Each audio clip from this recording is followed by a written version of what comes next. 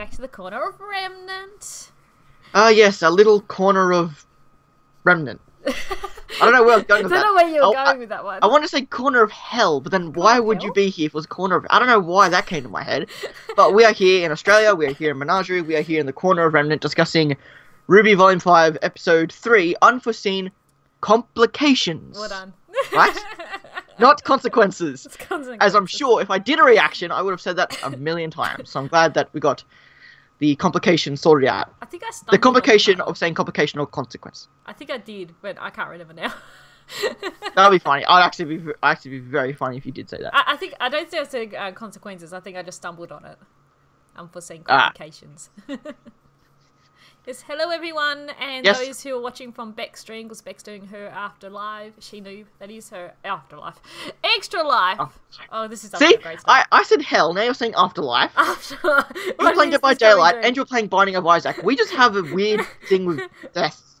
Say, and to anyone who hasn't seen the episode, know that Gira did not get killed, as much as I'm sure everyone thought was going to happen. Well, I thought something bad was going to happen, but I'm glad... Well, something kind of bad had happened, as we'll get into, but not as bad as I thought it would be.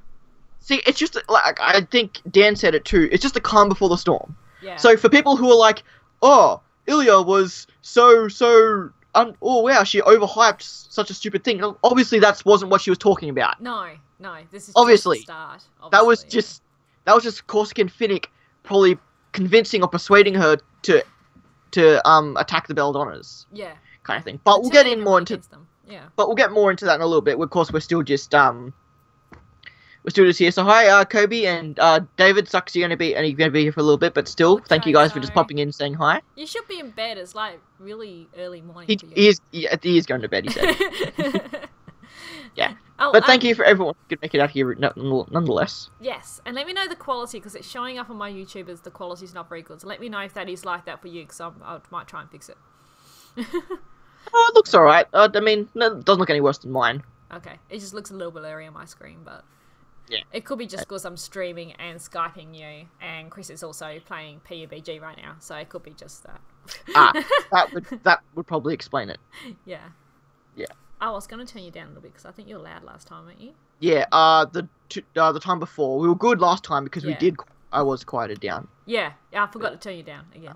But of course, yeah, guys, if you guys have any issues with audio or visuals, just tell us and we'll do our best. Yes, please tell us. To correct anything. But before we get into everything, I'd just like to ask, just initial thoughts, what do you think of the third episode of RWBY Volume 5? I enjoyed it, even though there wasn't as much action and everything in it. It was a lot of information, but I loved the funny moments in it, especially with Granger and Oscar. I thought it was really good. Just overall thoughts and stuff on how we're going so far.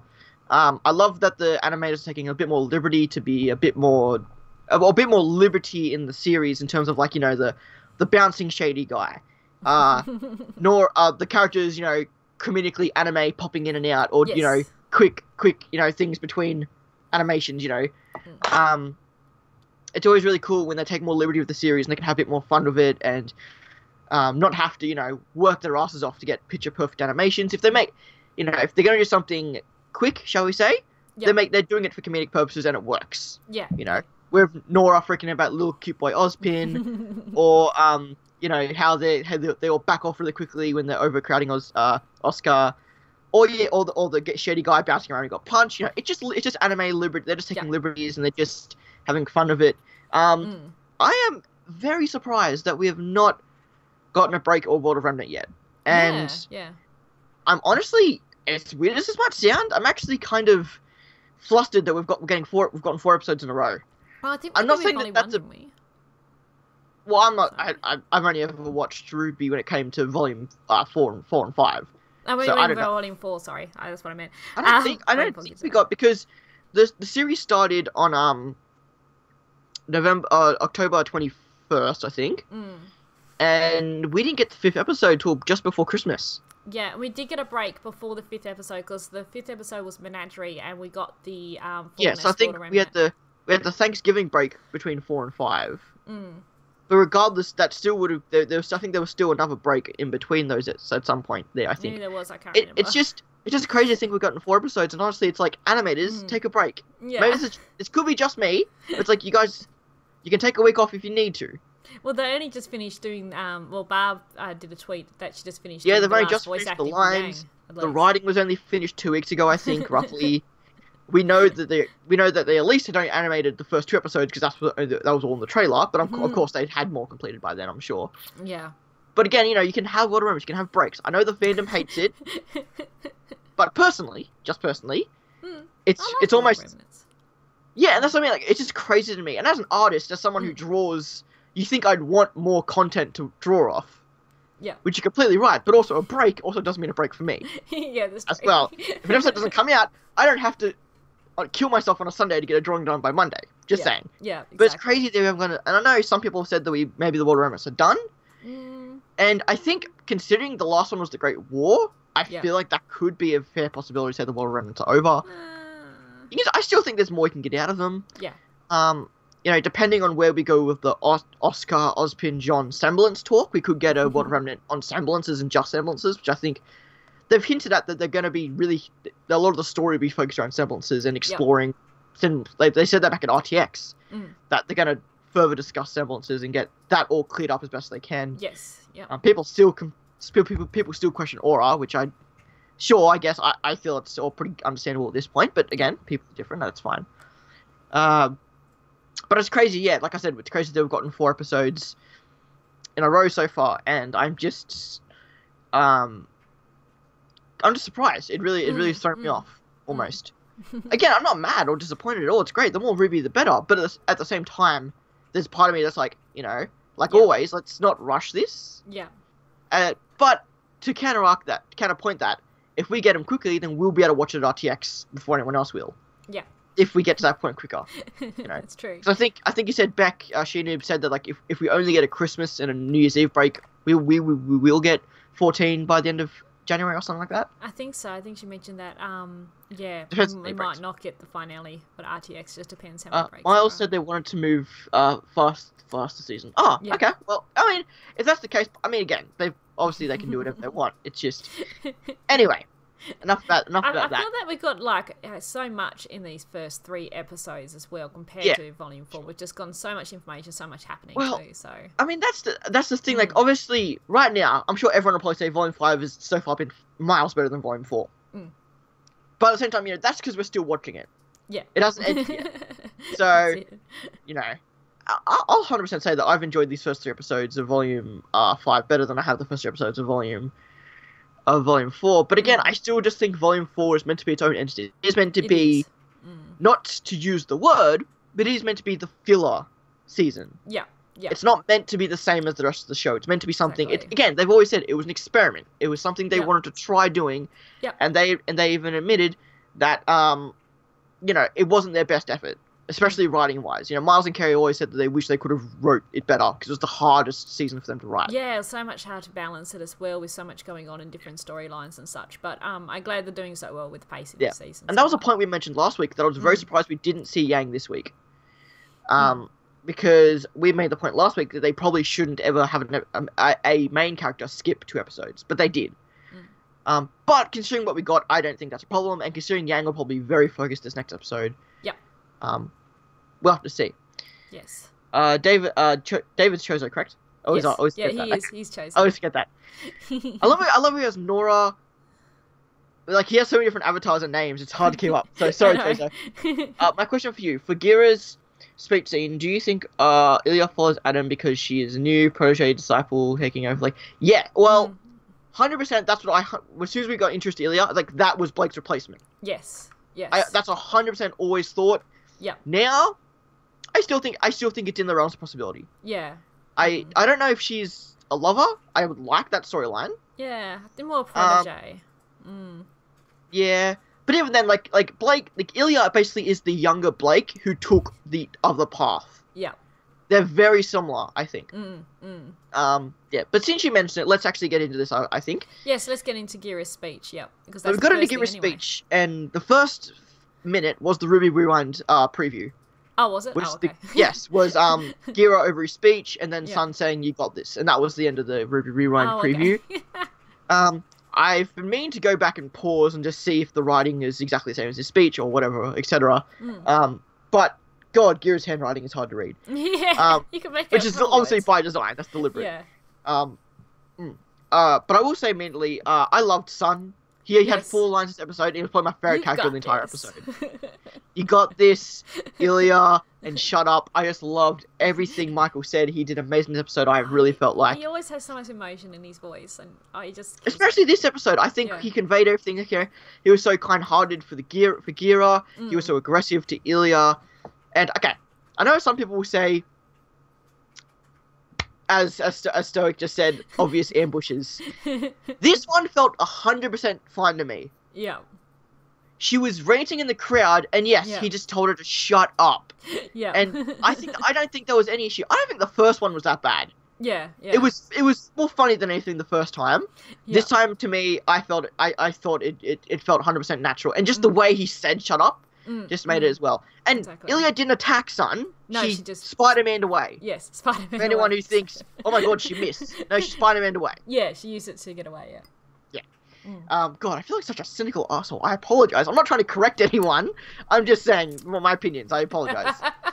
That's a good. I agree. She was using it to get away, her weapon. Yeah. But that speech, I mean, again, shout out to all the voice acting in this episode. I think there was this was some of the best voice acting in the entire show. I don't think there was any bad character. Ren's 1-2 lines where I felt Neith did really well. Yeah. Like Professor Ozpin? I really liked that. Yeah. Kent Williams' Gira was incredible, and It was so captivating just listening to him. Like, it was soothing. Yeah. It just captivated you. Yeah. yeah. I just remember, guys, Larissa has not seen the RWBY Rewind preview, so just don't know that he didn't say anything. Just don't discuss that. That's all we ask. Yeah. But if you want, I can go to my Twitter and check out an artwork I did for that. Anyway, which is not spoilers, by the way.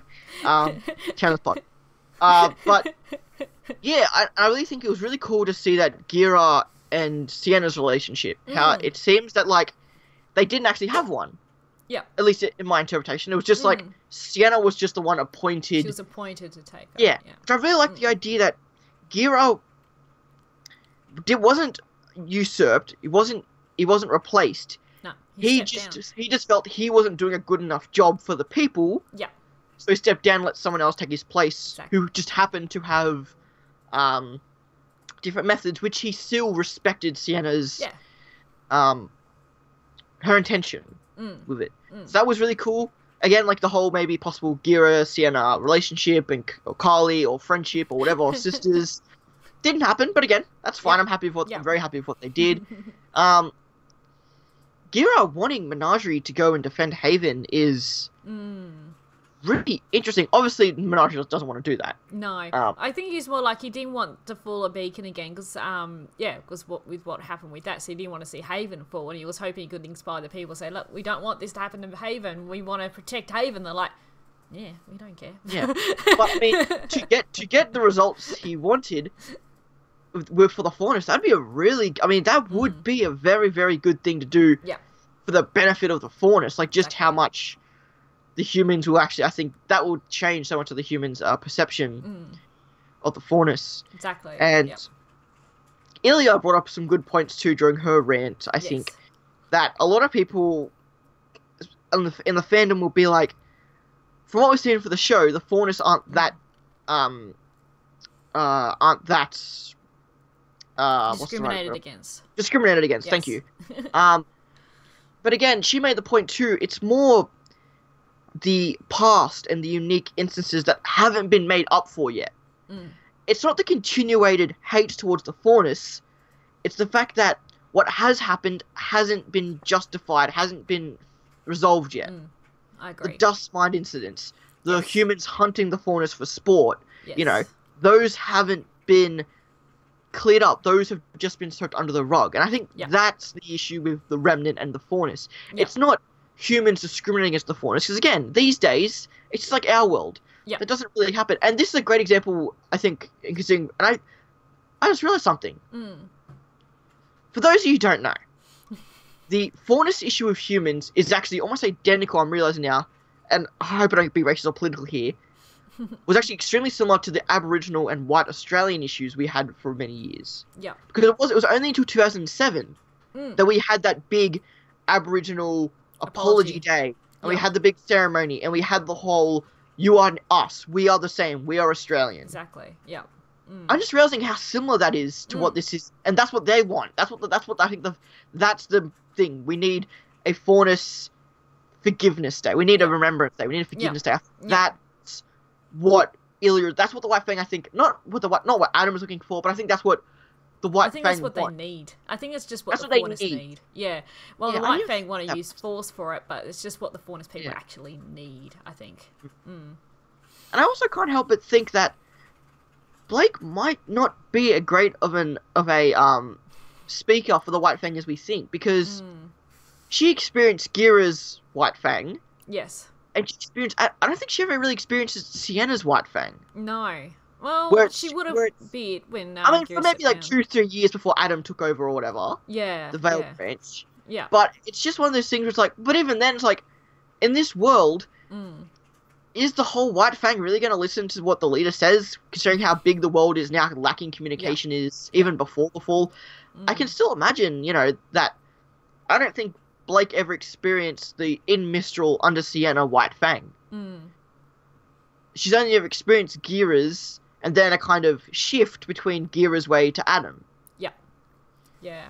So I'm sorry I'm going a bit all over the place here, but it's just from point to point I keep thinking of, and it's really interesting, I guess, discussing this. And it is, it is interesting to discuss. One thing I do want to bring up before we move along as well is just the animation with the crowd. I watched the... the Creepy episode. Yes, the Creepy episode with how they showed how they made each of the models, which was really cool. Also, there was... because I was looking at the credits to get Vernal's name right, which we'll go into her soon. But there was also another character in the credits. Yes. Saber Redontia? I don't know. Redontia, yes. Redontia. So he was actually looked like he was like a guardsman or something. So when he was the head of Menagerie Shashgira's security. Yeah, yes, because when Ilya went off, he was the one who shouted after her. Because I was like, "Who's Saber?" Then I went and watched that scene, like, "Oh, that's him." He has like a scar on his face. He looks really cool. Same sort of armor as the guard we saw in Blake's scene in. Who was actually to his right hand side as well. Yeah, she was there. Yeah, in that scene, and I believe he's a rat faunus. Because he has buck teeth. Oh, yeah. It's really hard to see because it looks like he just has... You can't really tell because there's no outline. The teeth don't really have outlines. But if you pause that scene, you can tell he has like two clearly front buck teeth. Which, as you can see, I clearly have a similar situation. That takes a lot of confidence to do that, by the way. So that's a big thing for me. So just take what you get. So yes, so we have Saber, so he might be a recurring character. I say he will be, since he's got a full name and everything too, so hopefully. Yeah, so Ilya's speech almost seemed out of the blue, didn't it? It seemed like it was almost wasn't her. I don't know, it felt very emotionally charged, especially when she mentioned about her parents, who we now actually know she did die in that. Which to me is like, damn it! I didn't think they'd go that way. But fair enough. Again, I thought it'd be a bit of a less cliche story, just to be the idea of that it was just the people that laughed at the incident that she hated, not necessarily that her parents were killed. But fair enough. Yes, well, she got angry. No issues with that. But still, But I personally like the idea of her drive being based more on that than her parents dying. But fair enough. Well, I think it's probably a combination of the two, because first she spoke when she first heard, but then when she found out that actually passed away, Thank you, Stoic. Much appreciated. So, yeah, because I mean, I definitely think that her outburst was more like, the Albanians were like, "Come on, just do this for us. Do this for us." Yeah. I don't think that she was 100% behind what she was saying, or she has a blind spot for Blake, but hates everyone else. Yeah. So I really think her situation is that she loves, she cares for Blake enough to be like, I hate your family, I hate any faunus that isn't with the White Fang, and I hate all humans. Yeah. You're just the exception because I care for you. Yeah. Not necessarily love, but like so they're very close when they'll. She's just the one exception. She does hate Gira. She hates her family. She hates Sun. But she's just blinded because she just cares. Yeah. She just cares for Blake. Yeah. And so that's a really interesting dynamic. The fact is, like, I hate you. I hate your family. I hate your friends. Yeah. but I can't hate you, no matter what. Yeah. That's a really interesting dynamic if that's the case. So, X's, am I right? And Maybe. Rodentia would indicate a rat. That's Yes, true. I do believe that does have I know that has a connection to a rat somehow. I was thinking it's like a name It's of like something. Well, besides Rodinia, something like that. Yeah, Rodinia. Isn't that a Oh, I was thinking color or flower. I could be wrong. Yeah, I know that definitely has something. I was going to Google it and just didn't get around to it. Yeah. So that was really, and then again, I'm glad we're going to see like I almost want to say that this episode we're going to get Blake's son versus Ilya and a Yang. I think that's what we're going to get this episode. I really, and it's, so I was thinking this this too. I'm really hoping we get a yellow trailer level fight scene for this episode with Yang, maybe. I really hope we do get a fight scene. I hate saying that because we're not going to get that just because of Monty. Well, yeah, sadly. So it sucks. So I hope I don't, because I hate saying bad stuff about the choreography. Because again, certain characters they have perfect. They have Weiss. I think choreography is perfect now. Yeah. I had no issues with choreography. But when it comes to, and we know that from Yang and Mercury, they still can do hand-to-hand fights really well. Yeah. It's just annoying that sense of consistency isn't there anymore. But I hope, so I apologize, I hate harping on that, but anyway, I apologize. But I hope we get that. I'd really like to see hopefully the gunchucks. Yes, gunchucks. Also hoping for, because again, like, Blake and Ilya's choreography from Volume 4 was...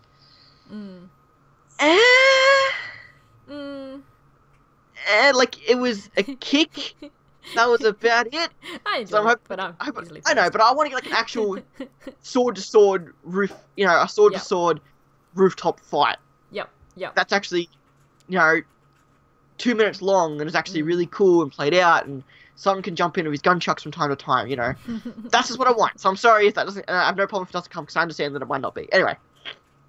Well, I've got a feeling we might even see Weiss in this one, even though we've had her in the last 3 chapters. Yes.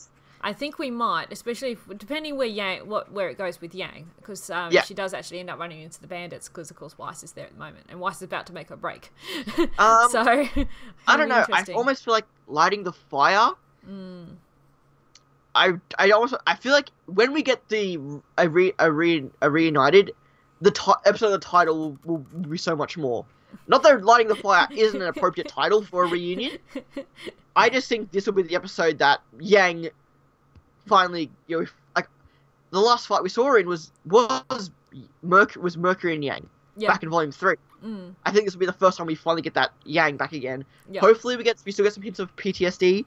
Again, I don't think they're going to, but I don't want them to sweep that under the rug. I think that's something they need to stay focused and remember that that's a thing. Yep. As sad as that sounds. But yeah, and also Salem and the gang are heading there. Sorry. Yeah, so we could see Cinder in this episode. We could see like a Cinder, Emerald, Mercury talk or something about lighting the fire with her. So I didn't think that's a very good point as well. My issue is that I didn't feel like there was any weight behind the strike starting physics. Yeah, Volume 4, especially in the early stages, had some issues with physics and weight and stuff. But again, you look at the Tyrion and Crow fights, and I think it was fixed by then. Yep. Yes, it was fast, but I don't think speed necessarily has that issue. Like, again, like also like Ruby using her scythe as a pogo is so much more satisfying than her semblance. Stuff like that. So I think it's better. And again, they always have these kind of issues at the start of the volumes, but they're often good by the end of the volumes, kind of thing. Because again, the start of the volumes are a bit more experimental, where they're trying, like again, like the Reggie Gygas fight was like the Reggie Petra fight or whatever was like flowy was a bit but that was fixed by the Knuckle V fight. Yeah, it was a lot more grounded, a lot more better. Thank you. I think. I just want to make mention of Lily's comment there. It all turns out to be a dream, and Salem is actually the head of Beacon at Ganwy, and Osborn is the bitter janitor in Beacon. That's funny. But that's a great transition in, because maybe this is just me, but I feel like this confirms that Ozpin was not the wizard. I felt like it gave a little bit more towards him maybe being the wizard, but I don't know. Really? That's what I was in my reaction. Okay, that's I don't fine. know, just where I felt. Explain that, because I feel I like don't this know. to me confirmed that he wasn't the wizard. Well, we know the wizard has this great magical power, and that's what Yes. he gave to the maidens, and he's been going for thousands of years. That's what I thought. The maidens have been around for a very long time as well, so maybe he was the original wizard, but he failed, and that's why he was cursed to reincarnate, as he is now. That was sort of my original thought, but Well, to me, it was more of the idea of like, like the gods didn't, because I mean, everyone, I'm sure a lot of people will say and stuff like this, like, why don't the gods just kill Salem? Why don't the gods just stop her? yeah, It's almost not the point of a god to, they can't in interfere this sense, to interfere. easily. They create, they don't really directly interfere with humanity. Yeah. So it's kind of like Salem is trying to, let's say she tried to steal the younger brother's powers somehow. Yeah. She tried to steal the powers from the younger god, the dark god. Yeah. And because the gods couldn't directly interfere, they tasked Ozpin to stop her. Yeah. He failed, so he was doomed to reincarnate for life until she was stopped. Yeah. Yeah. And she probably got a little manner of power or whatever. That's why she was sick for so long.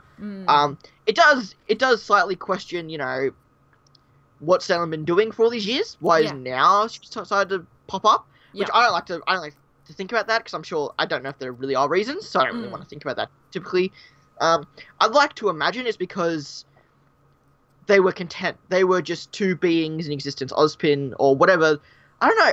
I feel like Ozpin. It's not right to call him Ozpin anymore, because Ozpin was just headmaster. Exactly. So what is his actual name? Yeah. So those were two things, and then once he reincarnated and became a headmaster of an academy, I think that's the same. Was like, okay, he's trying to build an army. Yeah. And now she's trying to take over the world, because now she feels threatened.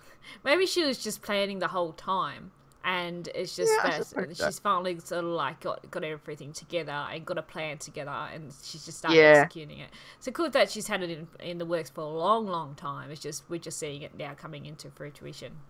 I don't know, something about the idea of like, because obviously I imagine Ozpin keeps reincarnating, and the lieutenants were the 4 headmasters. Yeah. But this time, he became the headmaster of...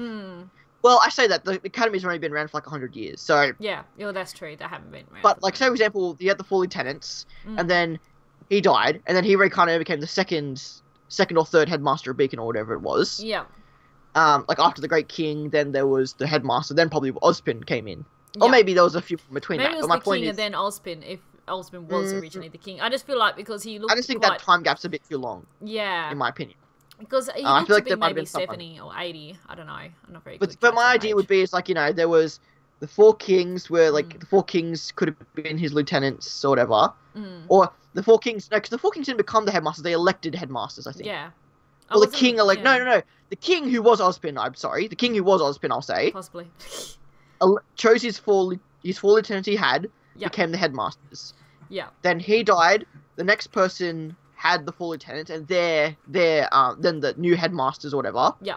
Then he died, and then he became the headmaster of Beacon. Therefore, he needed a lieutenant that wasn't a headmaster, aka Crow or Glinda, or whichever one you want to say.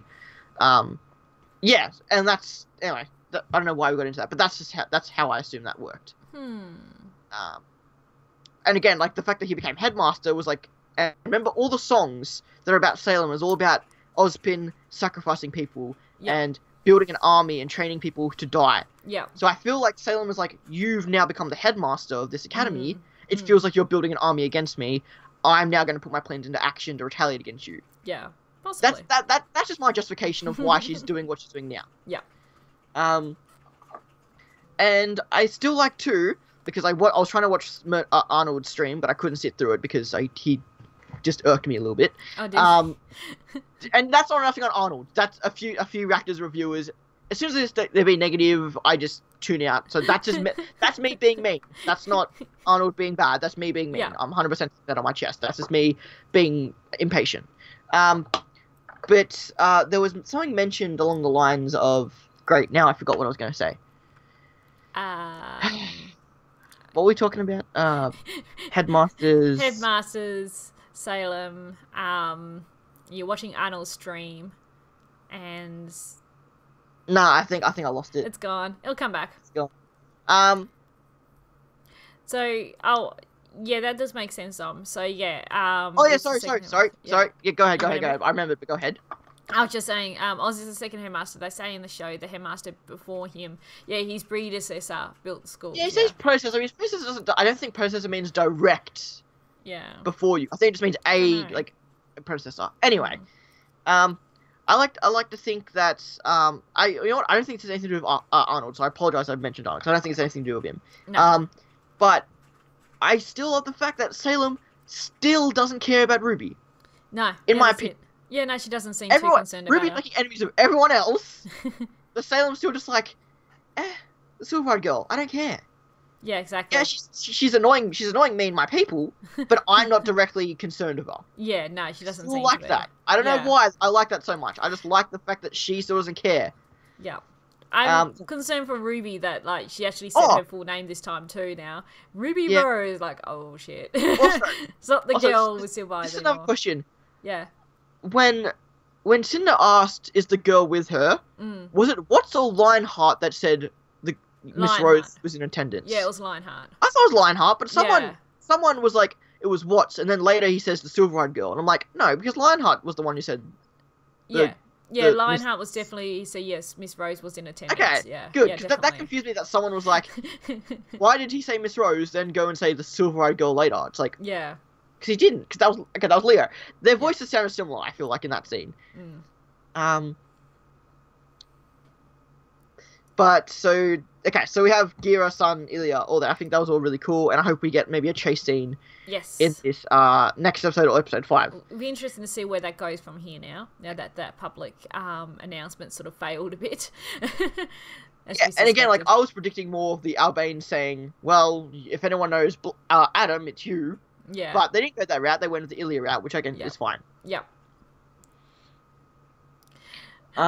Stoic, no. Yes, no.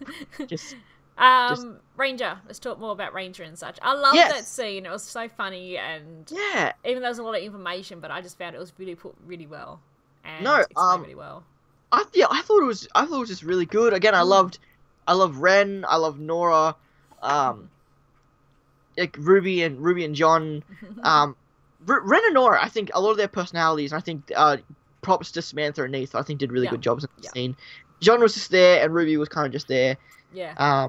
But again, but as in saying that, you know, they pointed out that those two are going to be a big focus in the Ranger storyline going forward with, the no combat with the hand and semblance. And I don't get why that's an issue for people. Why does so many people like, oh, it's so bad that Ruby has a flaw. I don't think that... I mean, sure, it's something that probably needs to be fixed, but I think it's cool that she has a flaw. Exactly, It's cool that, as a character, she's not perfect. Exactly. They've got to have a weak point. Yeah, why people are so desperate that she needs to get that fixed, I don't understand. Yeah.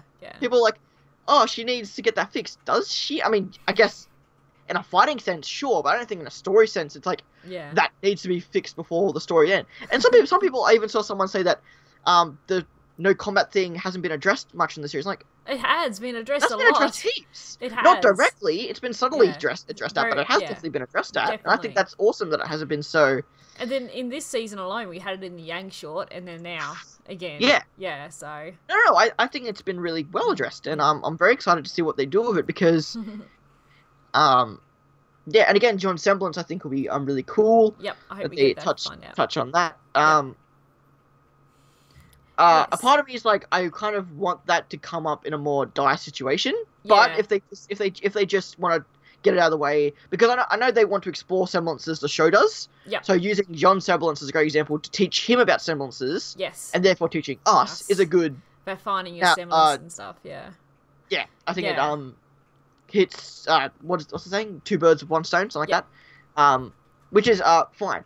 And again, I questioned it a lot during watching the episode, you know, half and half, you know, was it Aaron or was it Shannon talking? It was Aaron. He was doing the Ozpin voice. Yes. It like, was when you heard the echo, it was both.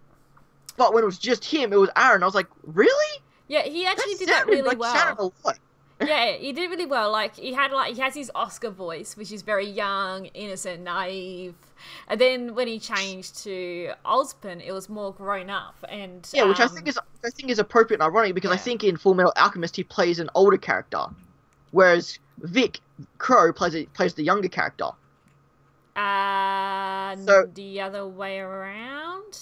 No, because I think that's because I remember because the line is like they don't let kids in here pipsqueak. That's reversed in Full Metal Alchemist.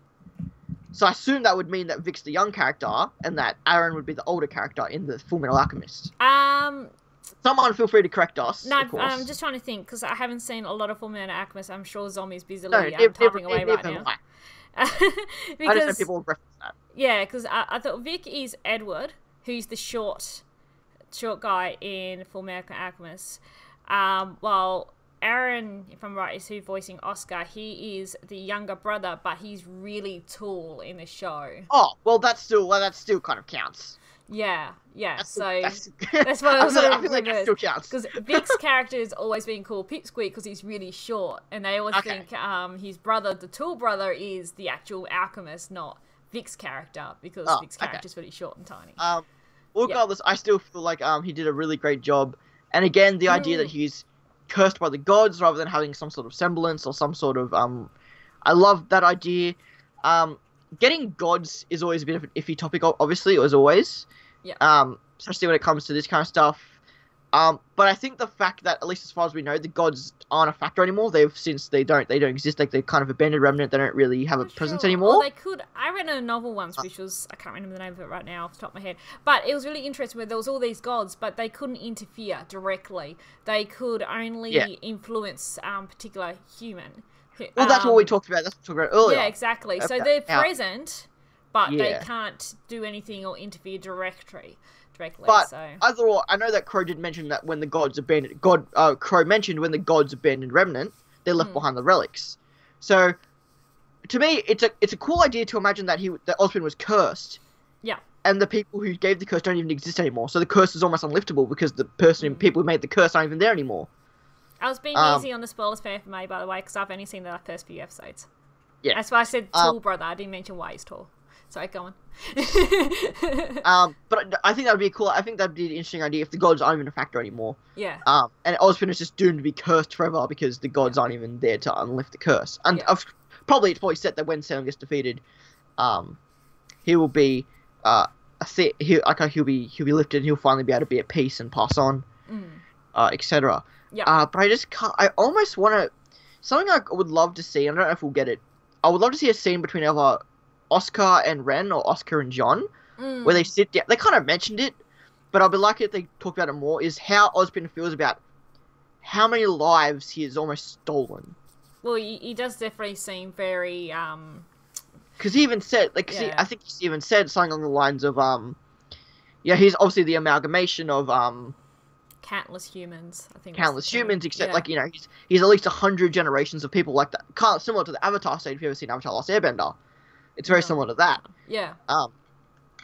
Where it's like, and obviously I'm aware that it's like more of a situation where Ozpin will just kind of merge with Oscar, and Oscar will be the same person. He'll just have different motives and different and memories. Yeah. Like he'll have all his past life memories, but also have the kind of, and also even say like a like-minded soul. So the curse is not going to put him into someone who's not going to eventually agree with him. Yeah. The point is some link it's there. It's like not they're stealing. Like if Ozpin never went to Oscar would eventually probably become a huntsman and probably fight Salem with like say Range and the rest of them kind of thing. Yeah. I think that's the kind of idea they were going at. Whereas like, yes, he steals someone's life.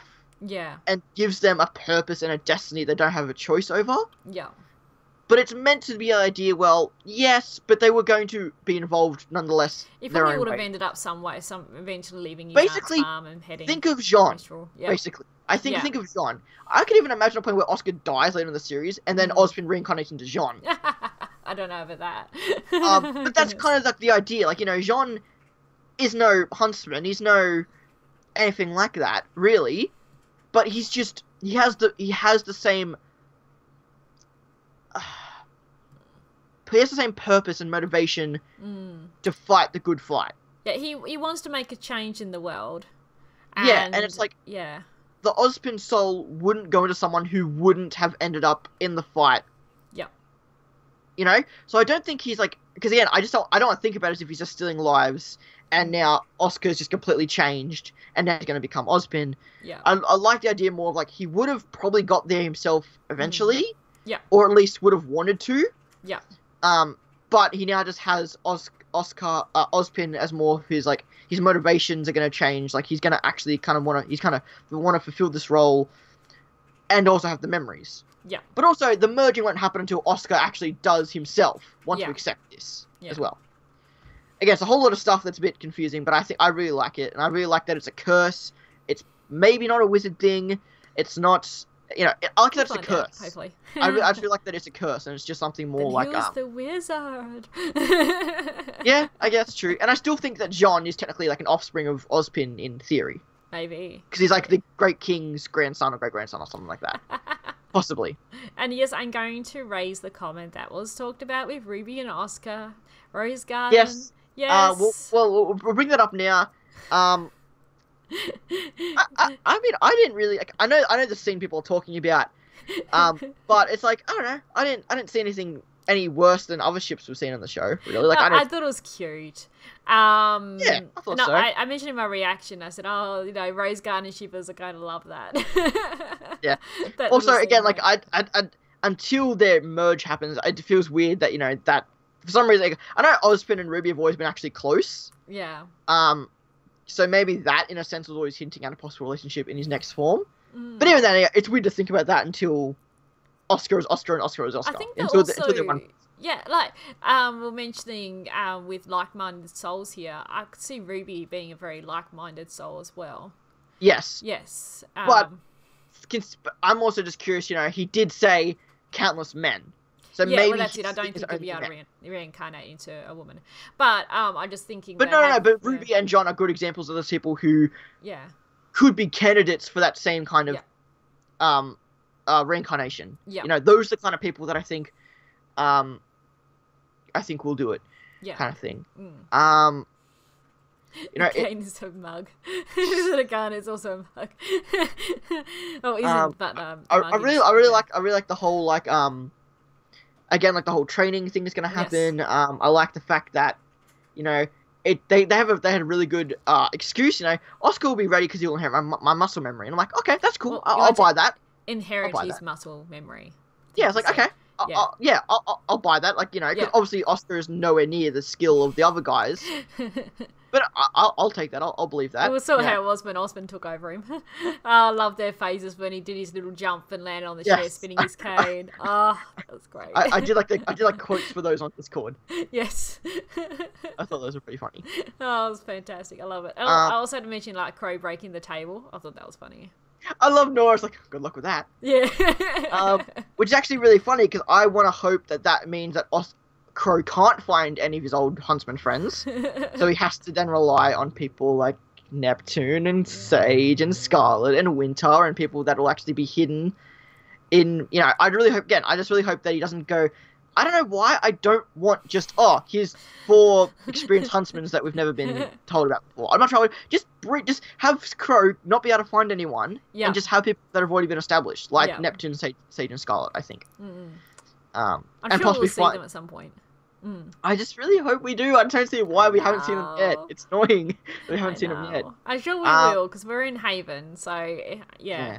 And apparently they're going to try and take the school before the next term starts, so... And that's another point too. I love that they actually finally established a timeline. Yay! All the stuff happening with Blake is a month behind what's happening with Ranger. Possibly. No, because Gira said 2 months until the fall of Haven, and Oscar said a month until the fall of Haven. Oh, did he? I missed that completely. Yeah. Oh. So when Blake's like, oh shit, I need to get to Haven. Yes. There's a month's time we can just skip. Okay. And then they'll be back together. Right. So they've 100% fixed any sort of issue about traveling. So that also means that feat was taking place when before Adam killed Sienna, most likely. If that is happening in correlation to Ranger's time. I'm thinking it will because they're both in Mistral, but it may not. I don't know. I can imagine the takeover happening. So you mean so you're saying that the Adam happened after Gira's speech? Well, I thought originally it happened before the speech, but now I'm thinking maybe it They just happened hadn't been after. informed yet, kind of thing. Well, they probably Like- won't find out. Well, Yeah. the brothers may, however they're communicating with Adam, but Well, yeah, Giri even said like he sent his best messenger yes. to Mistral, so he should get some. So hopefully we'll things- see something to do with that.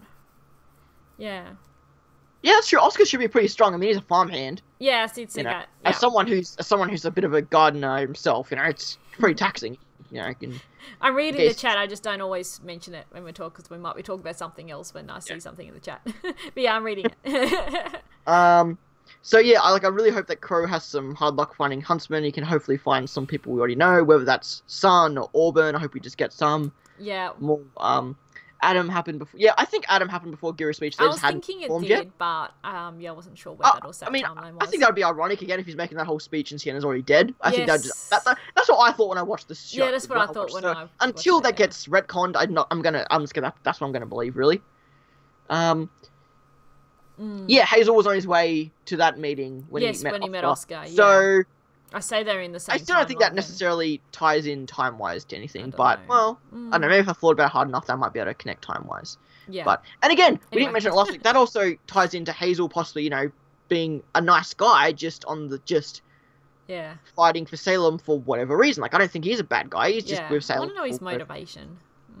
Do you think Oscar will get new clothes? I like the fan art of when he has, like, black clothes, and he looks more like Osbin. I like that Yeah. his, negative gave him white hair and black clothes. Yes, Like, yes. he looked like Osbin. I was like, oh, He that's did a really look like cool Osborne for a moment, little, yeah. neat little, thing. Yes.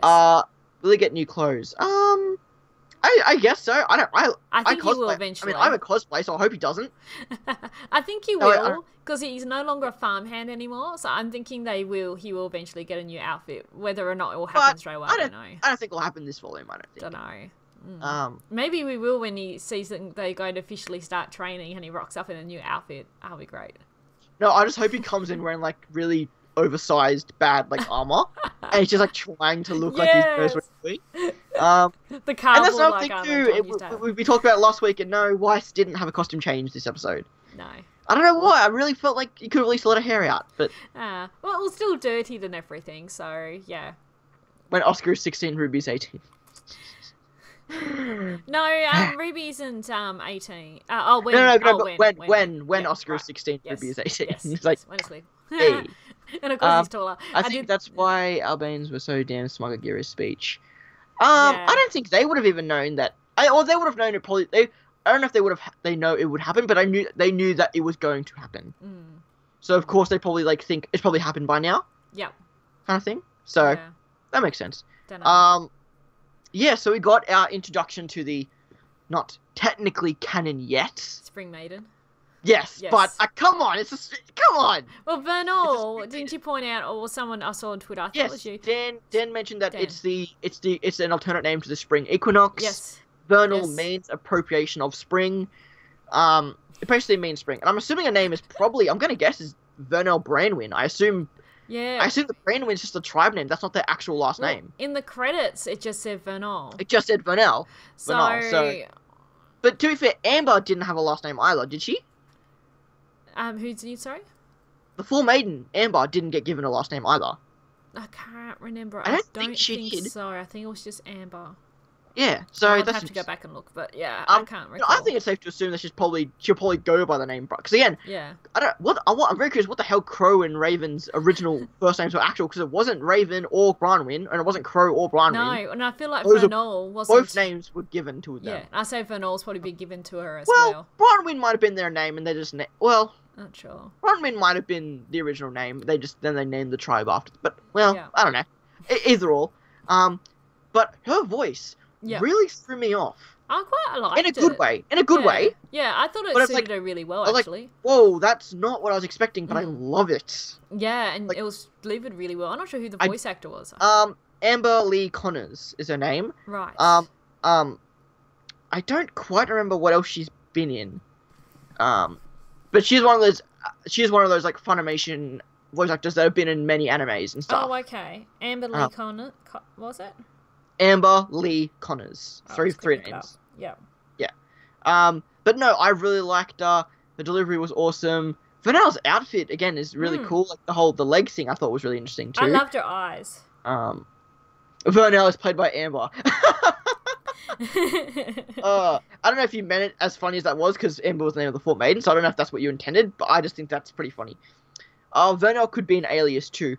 Yeah, well, I imagine that could be too. Like Raven could have given her that name because she's the Spring Maiden, so Raven could have given her the name Vernelle. Okay, so it's come up here.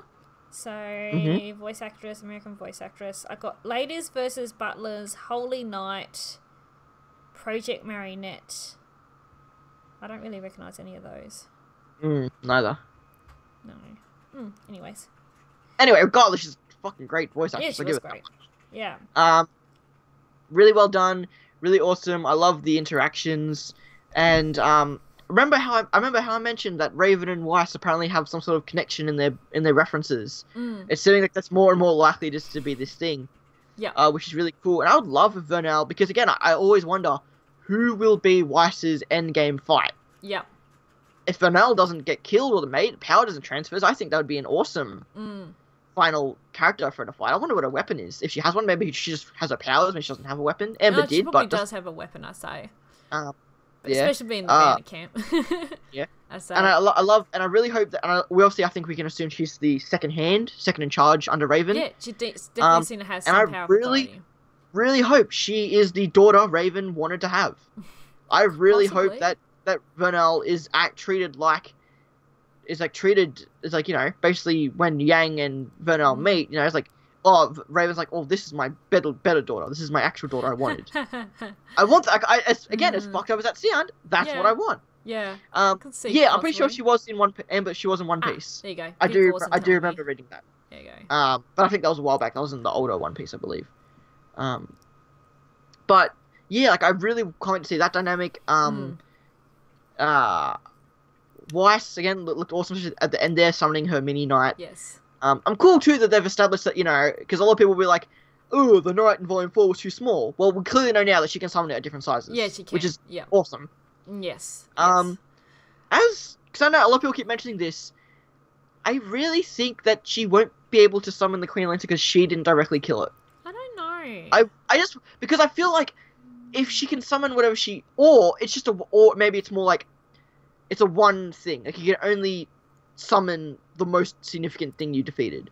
I don't know, because she has summoned the Bulbatusk before. I want her to rely on the knight as a crutch, or two, just become a summoner and have nothing but summons.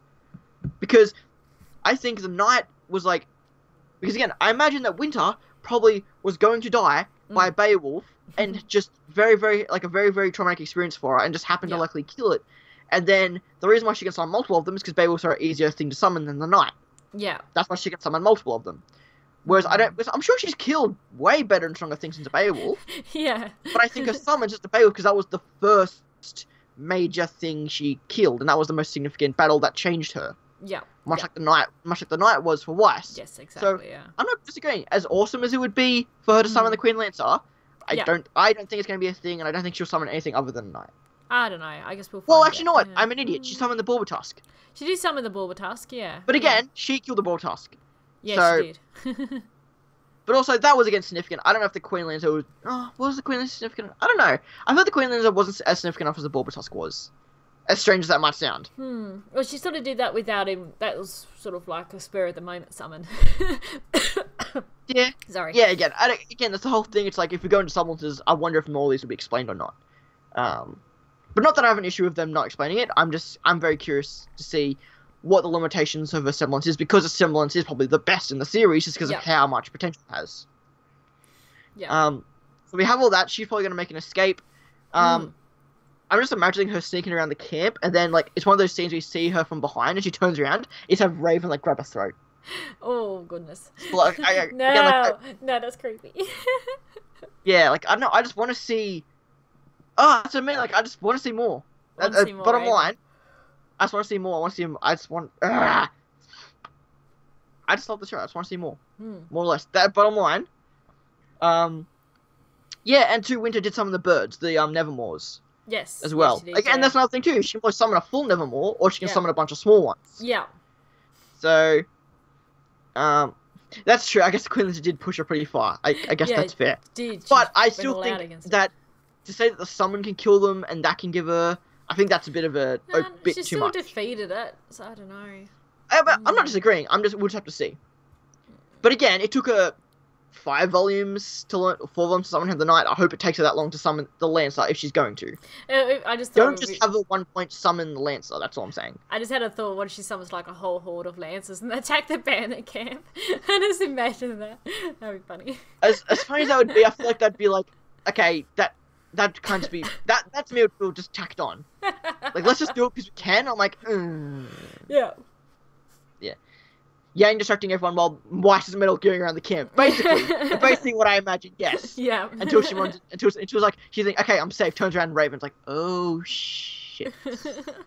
I also love the idea that of this ransom because one, obviously, well, it's gonna take a few months to hear back from this ransom note. Yes. But okay, so why is she gonna be here for a few months? Because travel. Because no communication, and obviously too because Jacques Paul probably won't really care that much. No, I don't. Unless he's going to defending his own name, that I can 100% understand. Unless he just wants her back under his control again, maybe. I think it's more like, okay, you're ruining the Schnee name by being captured by bandits. So, yeah. Yeah, I don't know. We'll get the Lancer Simon and obviously make fight. I mean, if we get the Lancer again, I'm not fussed if we don't see her summon the Lancer. I just think that might be a bit much, but that's just me. That's my opinion. I'm not gonna be mad if I see it. Crazy. That's for sure. So yes, I'm hoping that Crow goes in. I think Winter is still in Mistral. I don't think she's not. I think she's hiding out. I say she'll probably be hiding out somewhere. Whether under Ironwood's command or not, I don't know. Yeah. She might be hiding for Ironwood, or she might be hiding to avoid Ironwood. Yeah. Well, I don't think Ironwood would withdraw all his troops out of Mistral. I say he would leave at least Winter there to keep giving him information on what's going on. So. Yeah, and I mean, when Vernal said, it's like, why would he recall all of his troops just because he was closing the border? That didn't make sense to me. Which is why I think Winter's definitely there, because I know Ironwood. I didn't think he would do that. I don't think he'd recall all of his troops because he cares about the world. Yeah. Yes, he cares about Atlas, but I don't think he'd recall all of his troops just for Atlas's sake. Yeah. I don't think even Ironwood's that stupid. I like that Fate Night reference there. Stoic. I got that. Unlimited Blade Works, Fate Night. I love that show. It's great. But yeah, I think Winter is still there. I hope Crow runs into Winter, and also, of course, I kept saying Team Sun. I think Ren was in the thumbnail in the crew episode. Oh, okay. So we might see a bit more. So we might get Ranger, Yang, and maybe I don't know. This episode, I feel like we get all 5. We get all 4 stories in this episode. We may do. I still think we might get a little bit of Weiss. Episode is 16, so I think it's they're getting 2 minutes shorter each episode. Basically, it was like 23. So maybe we won't get all 4 because it's 16. But I feel like we could get Yang, Ranger. I think we might only need to get Yang and Ranger. Then we can get Well, we had a lot of information the last couple episodes, so I'm thinking this one's going to be a bit more action-packed, not as much. Yes, I think Yang it'll be Yang and Ranger. Yeah. With maybe some semblance talk. I think. Yeah, I think that'll be my episode. Yeah. But also, we said lighting the fire. So I think Cinder and Emerald Mercury should be in this episode as well. Oh, they could be. Absolutely, we could go back to that again. Yeah. I'm going to predict those. So I'm going to predict. If I'm going to predict 3, I'm going to predict Yang, Ranger, and Team Crime Runstrowman. Yeah, because I'm just thinking we got them in sort of chapter 2. We didn't get them in chapter 3, so I think chapter 4 we'll probably get some more of the baddies again. Villains, Yang, Ranger. Yeah, I agree. I agree, Charlie. I agree. Yeah, I'm thinking that as well. Maybe a little bit of Weiss just to escape, about to make a break out of the camp, depending where it goes with Yang. If they could somehow justify Team Coffee being in Mistral, I would love them to be a part of this, but I don't think that's going to be the case. Yeah, no. Again, we will return to Vale. We will see them again. I'm sure we will. Guarantee you. Yeah, I'm sure we will. No, that's a great idea, AC. I hope this is what I want to hear. I want to see Emerald putting a deer up. I want to see Emerald putting her ear to the door, and you just hear Tyrion screaming. And then you have Tyrion face first through the door and just scrambles off. Yep. And then Emerald and then Cinder's like, "What are you doing?" Nothing. And then you just see them leave the Grimscape. and head off to Mistral. I'm also curious, are we going to see a kind of Salem-designed airship? Are we going to see some sort of portal? Yeah, I'm assuming they're going to run by portals. Or are we just going to avoid that and just not see them leave? I imagine we're not going to see them leave. Yeah. I don't think they'll actually show them leaving because I think because that would also give a question where they are, like you know. But again, since they have Watts, I can imagine them having airships, or at least one, because of Watts and stuff. But I definitely want to just hear like Salem like, "You didn't kill Crow!" You just hear him like screaming, like just. Oh goodness. RWBY does have a lot of characters people want to see. It does. I agree. It does. But I'll definitely say villains, Ranger, and Yang. Yeah, I'm thinking with that maybe a little bit of Wash, just depending where Yang goes with her story. But yeah, I agree. Yeah. Like and it was also funny at the very end scene. It took me about 2-3 watches to realize that she was looking at the knight's sword. I thought she was just looking through the bars because it didn't focus on the sword. It focused on the bars behind her. I thought she was looking at the sword and she was about to cut her ropes, but then the episode finished like, come on. It was weird thing. Like I saw it and I was like, okay, so she's going to send the knight out through the bars and send the knight to do something. But no, she's going to use the sword to cut this. I don't know why. I don't know if it was just a focusing. I don't know why they focused. Because they did. Hang on a second. The knight's blurry. Hang on, I think we just dropped out. I'm watching the live stream. We're back. Yeah. Did that just... it resumed. Okay, I think we just dropped out for a second. I'm watching the playback now. I think we're still good. Again, we're a bit laggy on the playback, obviously. Yeah, so video output low. There you go. So I think it dropped out for a second. Yeah, we dropped a couple frames. Okay, that was Sorry, that was it. keep going. You can continue now. We're back up. Yeah, but like it focused on the bars, not the knight. Yeah. I just thought that was weird. The Council of Vale may send hunters to try communication back up, or at least begin the framework for it. I think in the newscast in Volume 4, they mentioned that no one was allowed outside of Vale except for evacuation. Yeah, they did mention something. Or something like that. to that degree, so I could be wrong.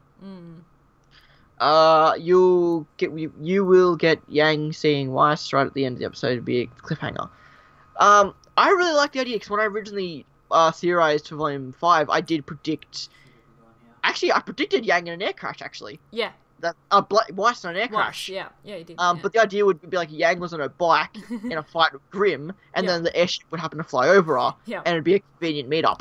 Yeah. But again, I'm liking how this is going, and I do like that we're likely going to get Ruby Blake and Weiss Yang team meetups. Yeah. Or we'll get 3 excluding Blake. Just depends how quickly they wrap up stuff. They're getting so close to now. They're getting so close to each other. Yeah. I know. I hate the fact that I still don't. It's not that I don't care. I just don't have that need. I don't desperately want them to reunite. I like them on their own. Yeah, exactly. I know writing wise the show will be better if they're all together. But I don't know. I don't mind them not being together. I think they'll still have the individual stories and growth even if they do reunite because so much has changed. It's not really just Team RWBY now. They've got their own paths and motives as well. I think at the end of this arc this time we'll get a mutual split up where they'll all separately go their ways to do their own things. Yeah.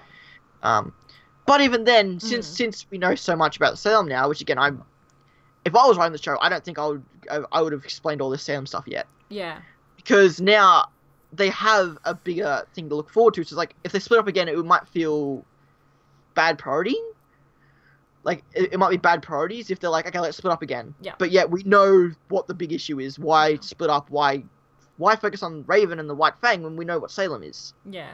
So, I don't know if they will, reunite then. I don't know. Again, it's really hard to think. I still don't know if we'll get everyone reuniting by the end of the episode or the end of the volume or what. I'm glad that we now have Blake heading to Mistral other than what shitty excuse to give us at the end of volume 4. Yeah. Which I'm glad they didn't go. I'm glad they kind of retconned that. It's like, okay, let's just stay in Menagerie for a little bit because that makes more sense. Yeah. But now they have this idea. It's like, well, we are, whether it's the Belladonnas or Menagerie as a whole, we are going to go to Mistral to defend it from Adam because we are the good White Fang and we want to do that. Whether what Ilya has to say in that or what the Albanians have to say in that, we'll have to wait and see. But it would definitely be interesting. So, what are your final... Go ahead. Oh, I was just going to say, I think we should open up for Q&As before we finish up the stream. Yes, 100%. If anyone has any Q&As, feel free to ask, of course. But until we get some feedback, I'd like to say, like, what did you think of this episode as a whole? Now that we've kind of reviewed it, now that I still got my sort of stance that I still really enjoyed it. I thought it was paced really well. Even though we had that sort of long, that Gary's speech was a bit long, I was still really captivated through all of it.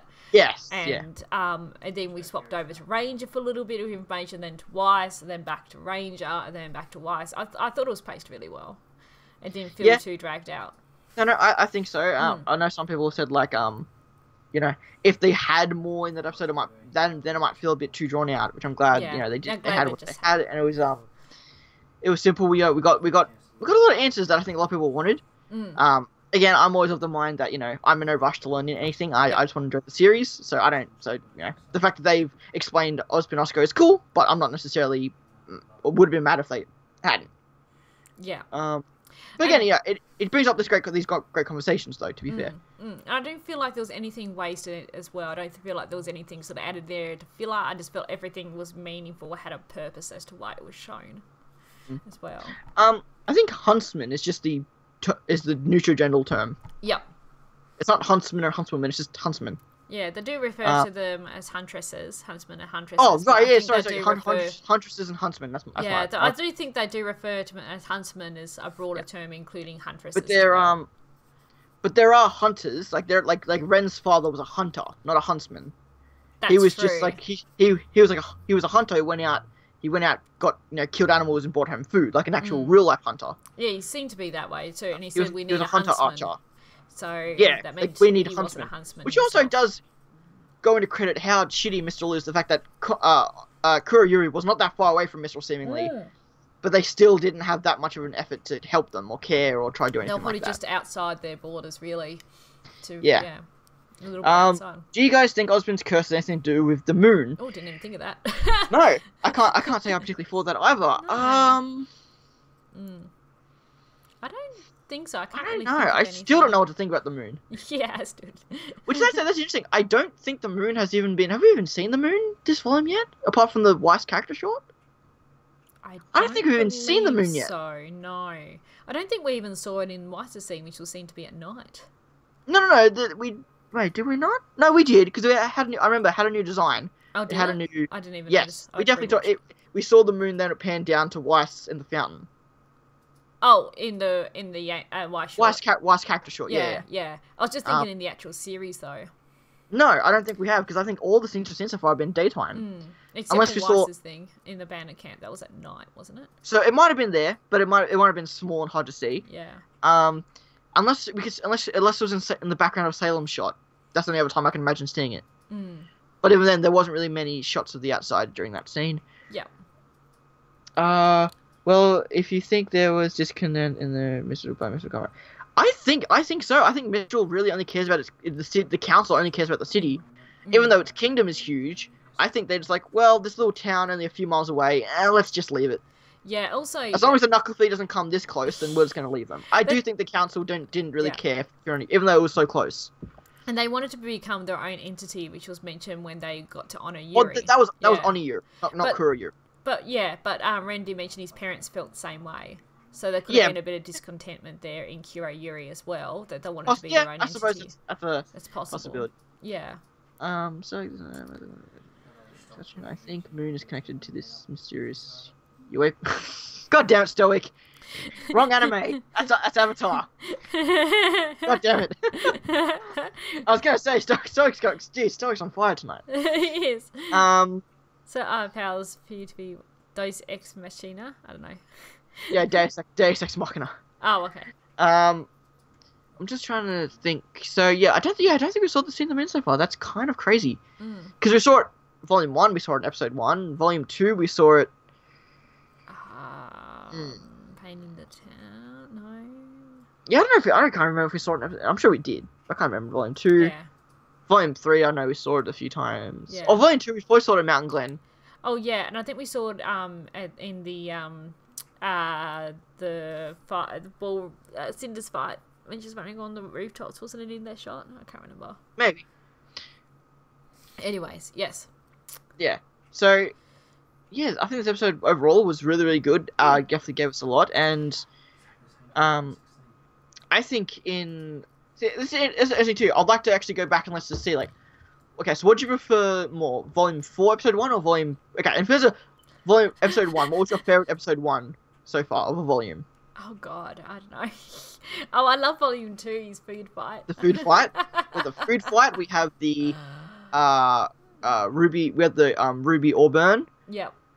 We have the Ruby Roman. Yep. Or we have the Petra Gygus fight. Yes. Food fight. Food fight. I love the food or Welcome to Mistral. I'd probably just say, yeah. You know what? I don't even know. I asked the question. I don't even know if I have an answer. I don't think I have an answer. Episode 2, we have Remembrance. That was a really good episode. Yes. We have Volume 1. Let's not even bother questioning Volume 1. Volume 2, we had the Blake stuff. Yes. And I think we just had the Blake stuff in that episode. Volume 3, we had... that was probably the worst episode of Volume 3, so let's not even consider that one. It wasn't that bad. It was the worst episode, though. It wasn't bad, but it was the worst episode of that volume, I think, by far. Can you disagree with me? Are there any others you would like to put in that category? I don't think so. No. Volume 4 was Remembrance. Yeah. I think just the Y scene alone. I think that's what I mean. I think this volume has been on track to be the best volume so far. Yeah, I really do. Yeah, I agree. But regardless, I just think it has been really good thus far. Any final things to say? I can't really think of anything at the moment. Alright, that's what I mean. Like, there's a lot to talk about this episode, and I don't know. It's weird that this episode almost doesn't have that much to discuss, despite all we were given. Yeah. But I think that we're gonna get soon. Hopefully, we're gonna get an Ilya Blake Sun fight scene. Hopefully, Yang scene in this next. I hope we get to see Yang fight. Episode. Won't say any more than that because the rewind. Don't want to spoil it, of course. Then Weiss, I think, Metal Gearing around Bandit Camp, I think would be a good way for her to go. Then we have the training session with the 3. Yeah. Crow, hopefully having bad luck and not finding anyone. Oh, come on. and Tyrion being tortured. I think that's my predictions for the next few episodes. Some of those things happen. Yeah. Yeah. Yourself? I agree with most of those. Yeah. Okay. Well, well, we saw in the intro, though, in like a large room. It looked like there was like a little battle, like a mini Colosseum, little battle area thing. Yeah, it looked like a training room. They could just go to Haven's grounds. Yeah, I'm sure since no one's there. Yeah, they probably will. I want to say there was something in the RWBY title scene that the thumbnail that might have had a landscape in there that looked like a. I don't know why. I could be completely wrong. I want to say I saw that, but I could be completely wrong. Yeah. Anyway, I think that's pretty much about it, unless you have anything else to say, or I don't think I have anything else to add. No, I can't think of anything else. Yeah. But of course, very much looking forward to lighting the fire tonight. Yes. Yes. I might be late watching it. Actually, I'm going to take this point to do a little promotion. I'm doing my Extra Life charity stream tomorrow on my Twitch. So it'll just be on Twitch. So make sure you search for me on there. Just twitch.tv/nerdsofvolts. And I will be streaming for 12 hours, playing a variety of different games. We just still need to sort out. But, yeah, so I'm going to be doing that and raising money for the Texas Children's Hospital, which was affected by Hurricane Harvey. So Beck, She Noob, is streaming right now on her Twitch channel, which is just she_noob087. And we're part of a team together. Nerds and Noobs is our team name. She came so up definitely everyone here definitely go over and check She Noobs. Yes, go check out She Noob. Yeah, we're going to what's the term again? What's the Twitch term? For sending your audience to someone else. Host. No, we are. There's a term like you wear not spamming, not rating. Raiding? Oh, Twitch raiding. Yes. Yeah. I'm part of a Twitch community that does raids. Yeah, well, we're gonna tell you guys to go raid Larissa. Yes, go. Beck, Sheena, yes, you're the go what's up. raid Sheenoob What am I after saying? this. Go to twitch.tv. Actually, if you go to my Twitch channel, which is in the description, It was that to be I'm hosting hosting. I'm hosting at the moment. So if you go to that and then click on her Raid, name, yes. yes, go raid. Let's go raid. Twitch Anyway. raid. So go raid her, and until then, we will see you Yes. guys. I guess next Saturday. I think I'll be here next Saturday. No Yep. issues. Yeah, sure. Let Yeah. me know. We'll do. We'll keep this weekly for the time being. But yeah, make sure you guys go check out my stream tomorrow too. Yes, I'll definitely. be streaming at this time tomorrow, thing time wise. So I'll be definitely streaming at this time. Okay. So yes, but I think Well, that's it. Yep. Thank you, everyone. Thank you, everyone. Thanks for joining. We'll see you all in the next one. Okay, bye. Bye. See ya.